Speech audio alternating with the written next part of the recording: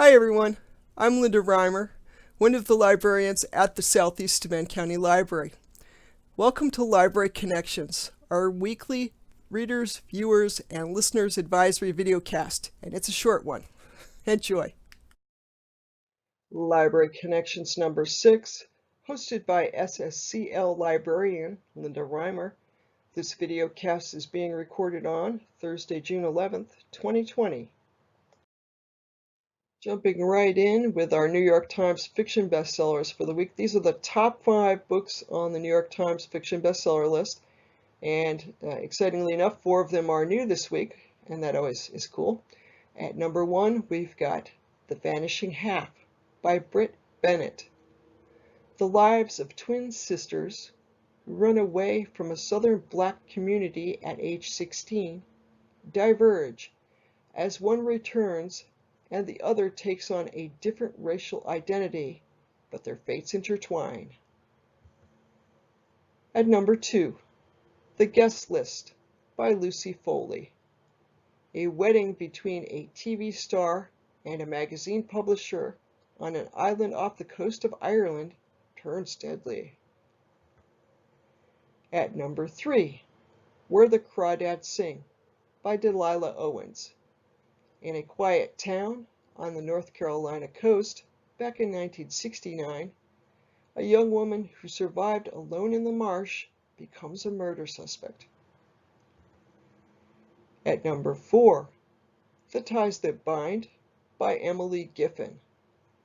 When the new man in her life disappears on 9/11, the budding reporter Cecily Garner questions what she knew about him.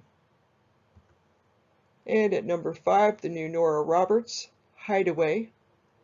A child star escapes her abductors, gathers herself in Western Ireland, and returns to Hollywood.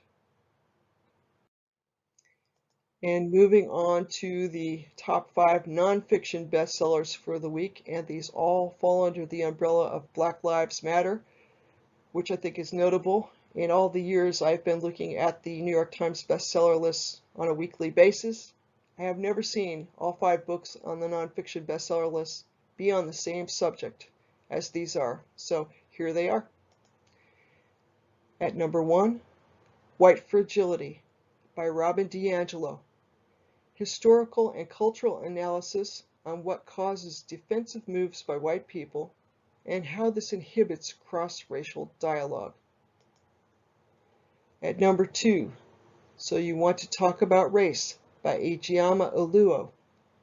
A look at the contemporary racial landscape of the United States. At number 3, How to Be an Anti-Racist by Ibram Kendi.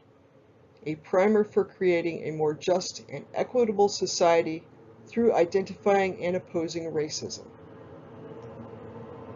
I'll let the truck go by. Okay, at number 4, Me and White Supremacy by Layla Said. Ways to understand and possibly counteract white privilege. And at number 5, The New Jim Crow by Michelle Alexander.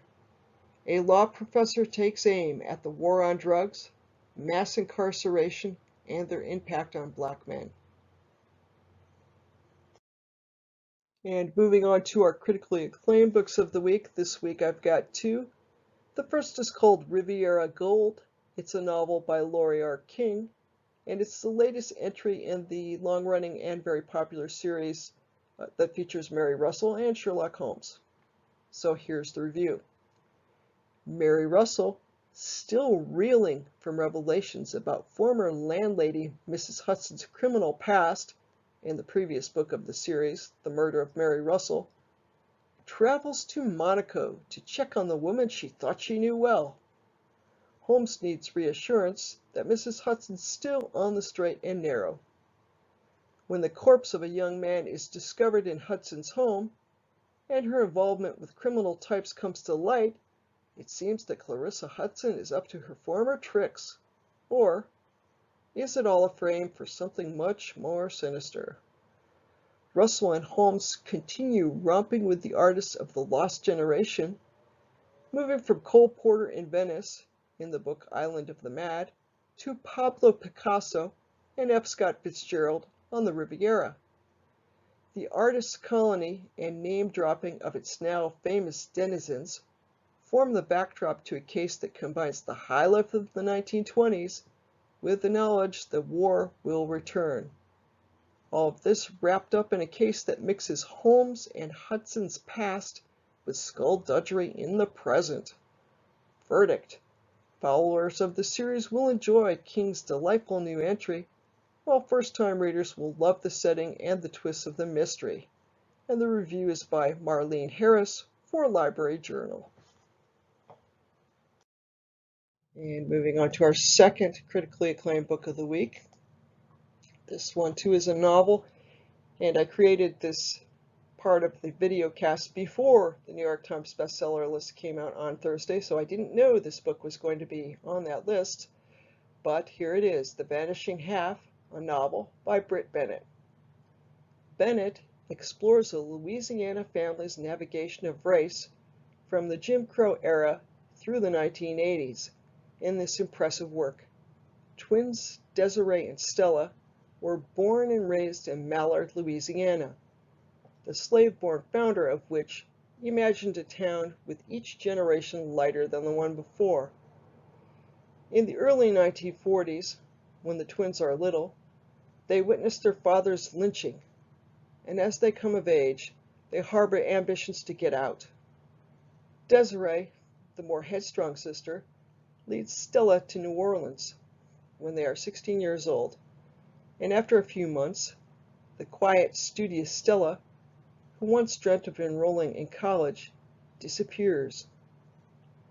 Fast forward to 1968, a full 14 years later, and still with no word from Stella, Desiree is back in Mallard with her 8-year-old daughter Jude, having left her abusive ex-husband behind. When Jude is older, she makes her own escape from Mallard to attend college in Los Angeles. At a party, Jude glimpses a woman who looks exactly like Desiree, except she couldn't be, because this woman is white. Eventually, the twins reunite, reckoning with the decisions that have shaped their lives.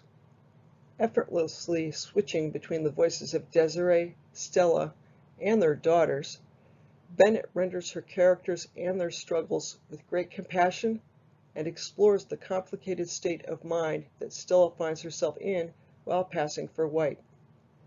The prodigious follow-up surpasses Bennett's formidable debut, and the review is from Publishers Weekly, so that sounds like a really great read. And moving along to our streaming recommendations of the week, I'm going to do something a little different this week and actually recommend collections of videos. These are videos that fall under the category of Black Lives Matters. As in the aftermath of George Floyd's murder, it has become ever more apparent that we should all learn more about the history and experiences of African Americans as a tool to creating a just and equal society. With that in mind, there are two streaming collections I'd like to bring to your attention. The first is on the Amazon platform and is titled simply Black Lives Matter. And the second is on the Apple TV platform and is titled Confronting Systemic Racism. Now, these collections both have great movies and documentaries, and as you might imagine, some of the films overlap, so I'm going to read just a few of the titles you can find in both collections. Selma, Just Mercy, Do the Right Thing, The Hate You Give, Salute, If Beale Street Could Talk, Marshall, and I Am Not Your Negro. So those are collections definitely worth checking out. Moving along to my single title recommendations for the week, I've got two. The first one is To Five Bloods, which is coming to Netflix on Friday, June 12th.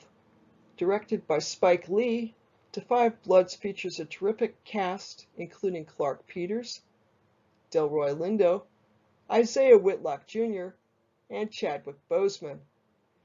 The film tells the story of 5 friends, all of whom served in the Vietnam War, and 4 of whom survived the war, The surviving foursome returns to Vietnam many years after the war, ostensibly to search for treasure, but in reality, they are searching for the remains of their fallen squadron leader.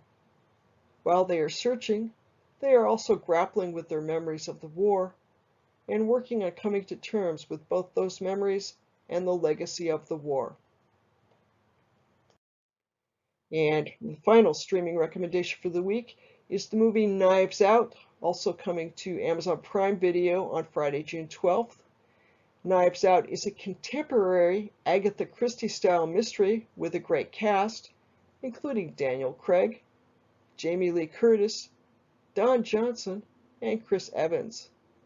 As the film opens, crime novelist Harlan Thrombey, portrayed by the always charming Christopher Plummer, has been murdered on his 85th birthday.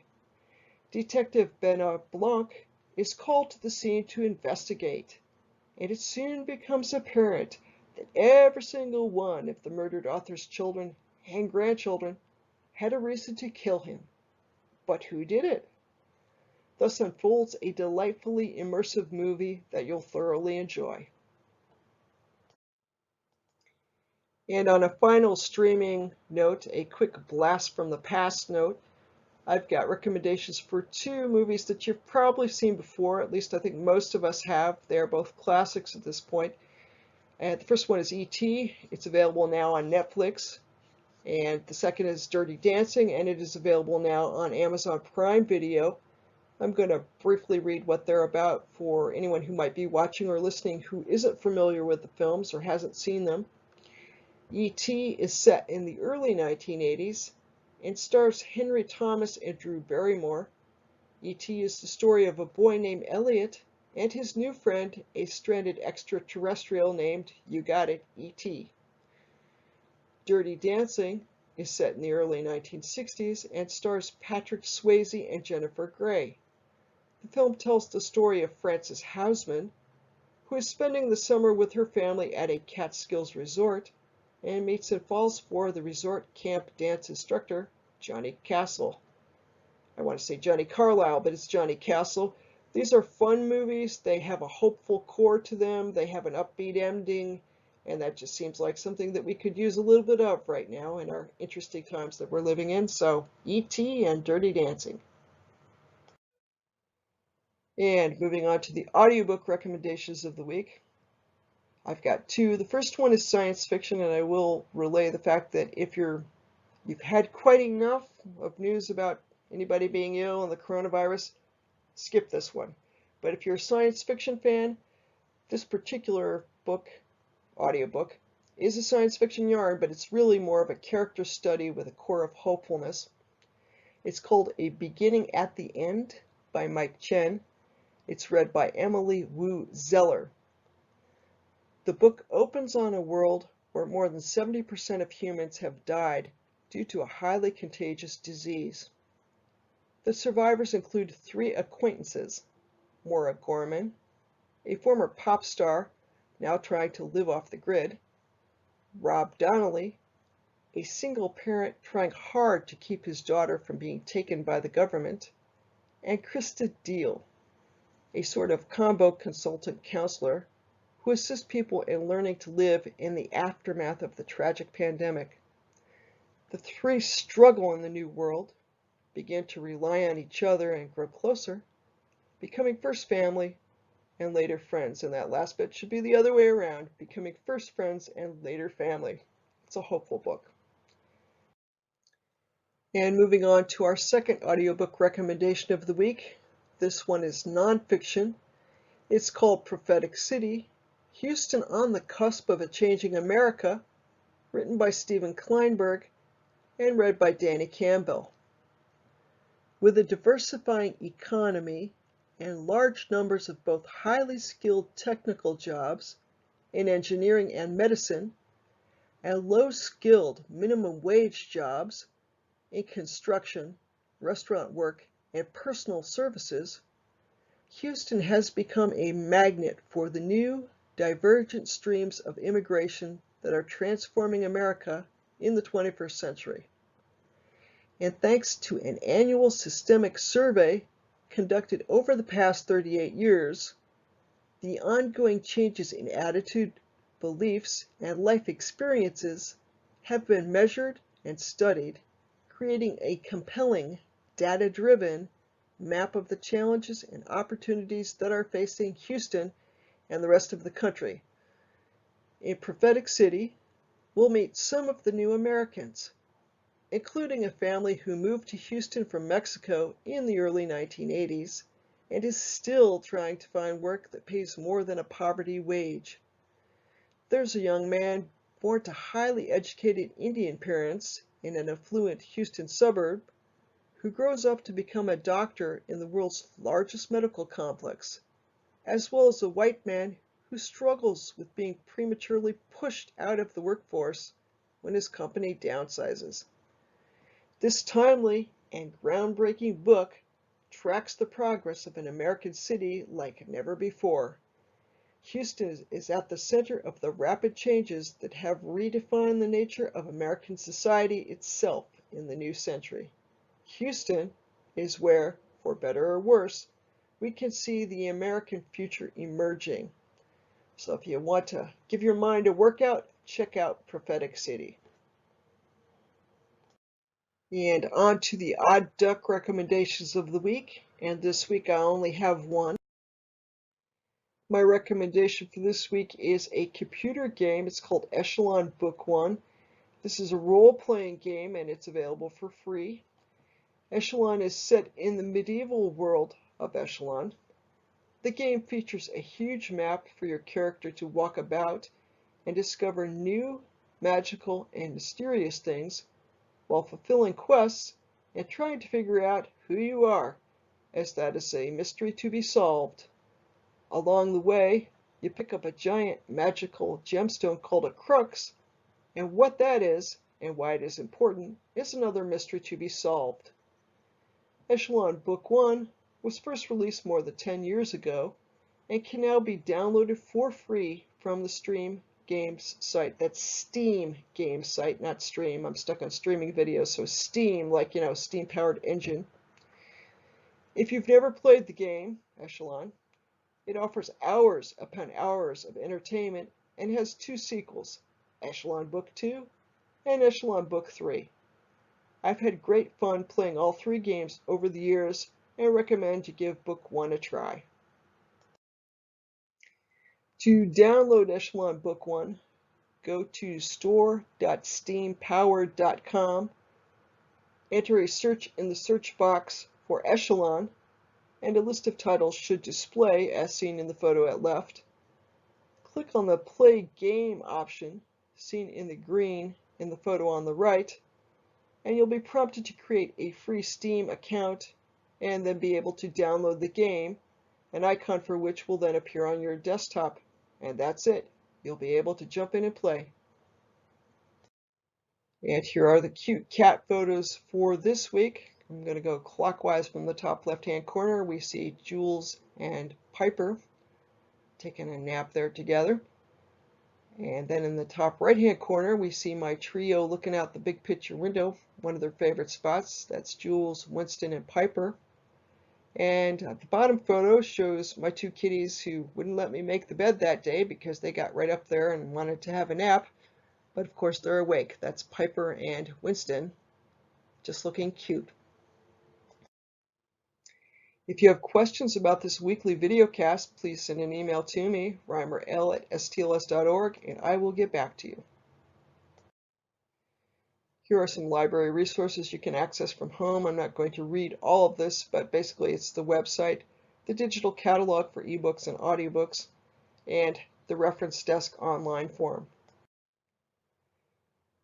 Library resources you can access from home, page 2. These are the library's blogs. They feature lots of great content, from everything for books and story recommendations to tech tips and local history photos, so check them out. Social media.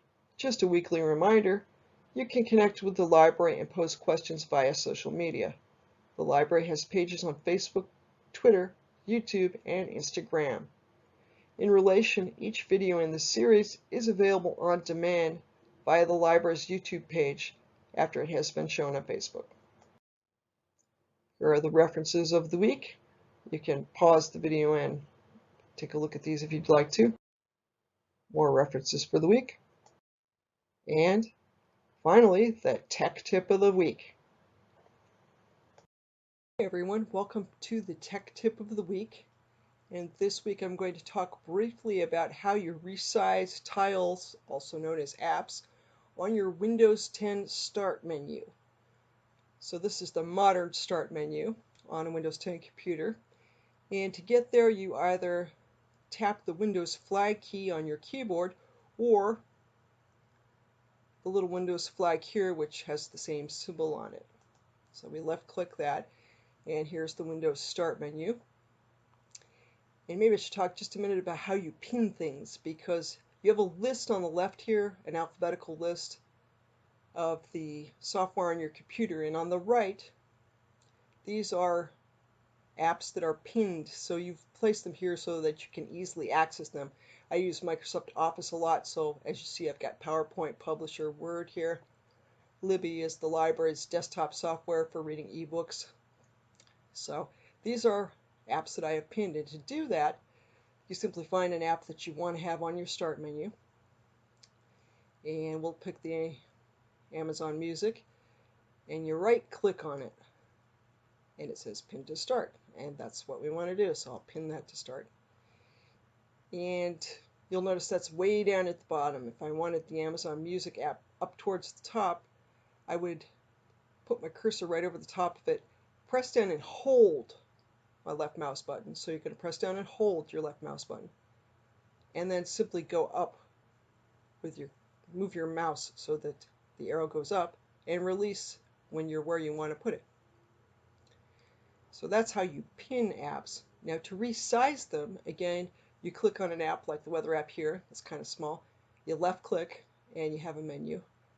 And I don't want to unpin it from Start, but I do want to resize it. And you could do this with most apps, but not all. You'll see medium is checked, so if I want to have it be really big so I can see it, I'm going to select large. And there it is, and it should update in a moment so I have the live picture. And that is the tech tip of the week on the Windows 10 Start menu. Thanks for watching.